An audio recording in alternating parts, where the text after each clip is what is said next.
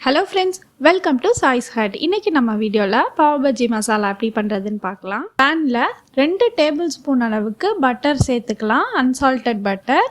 அதுக்கு அப்புறம் 1 டேபிள்ஸ்பூன் அளவுக்கு எண்ணெய் சேர்த்துக்கோங்க. இது நல்லா ஹீட் ஆயிட்டோனே நான் 1 டீஸ்பூன் அளவுக்கு சீரகம் போடுறேன். நெக்ஸ்ட் வெங்காயம் சேர்த்துடலாம். நான் 2 வெங்காயம் நல்லா பொடி பொடியா அரிஞ்சு வச்சிருக்கேன். ஓரளவுக்கு கொஞ்சம் பெரிய சைஸ் தான்.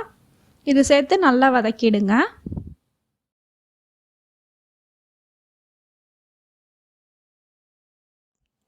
வெங்காயம் வதங்கினோடனே தக்காளி 3 மீடியம் சைஸ் தக்காளி இந்த மாதிரி பொடி பொடியாக நறுக்கிக்கோங்க.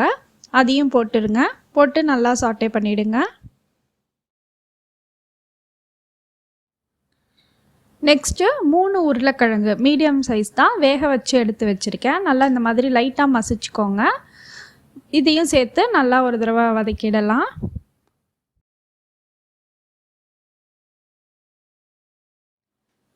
இப்போ இது எல்லாத்தையும் நல்லா மிக்ஸ் பண்ண உடனே கொஞ்சமாக இதுக்கு தண்ணி ஊற்றிடலாம்.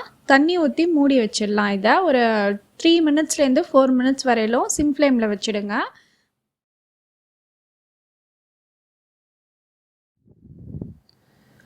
இப்போ இதை நல்லா மசிச்சு விட்டுறலாம். நம்ம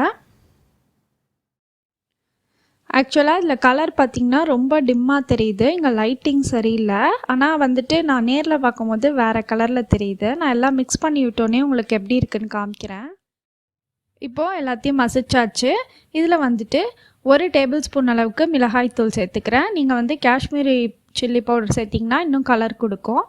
நெக்ஸ்ட்டு 1/4 டீஸ்பூன் மஞ்சத்தூள், 2 டீஸ்பூன் பாவ் பஜி மசாலா, அதுக்கப்புறம் தேவையான அளவுக்கு உப்பு. இது போட்டு நல்லா மிக்ஸ் பண்ணி விடுங்க.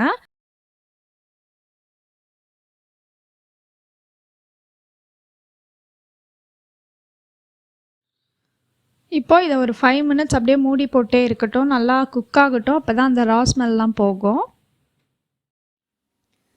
இப்போ 5 மினிட்ஸ் ஆயிடுச்சு.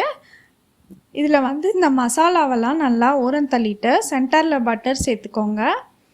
இப்போது இதில் 1/4 டீஸ்பூன் போல் மிளகாய்த்தூள் ஆட் பண்ணிவிட்டு கொஞ்சமாக பாவ் பஜ்ஜி மசாலா, அதுக்கப்புறம் கசூரி மேத்தி நல்லா க்ரஷ் பண்ணி போட்டுருங்க.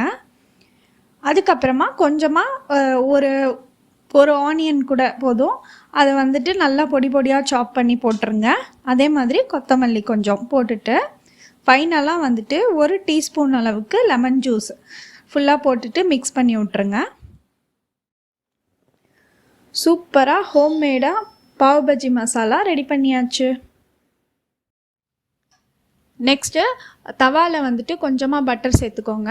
அதில் 1/4 டீஸ்பூன் போல் மிளகாய்த்தூள், 1/4 டீஸ்பூன் போல் பாவ் பஜ்ஜி மசாலா, அதுக்கப்புறம் கொஞ்சமாக கொத்தமல்லி, இது 3த்தையும் போட்டு நல்லா மிக்ஸ் பண்ணி விட்டுருங்க. அதுக்கப்புறம் பாவ் பண்ணை டோஸ்ட் பண்ணி எடுத்துருங்க. இதில் வச்சு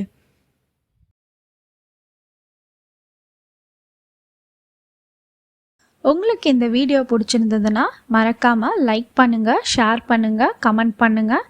நம்ம சேனலை சப்ஸ்கிரைப் பண்ணுங்கள்.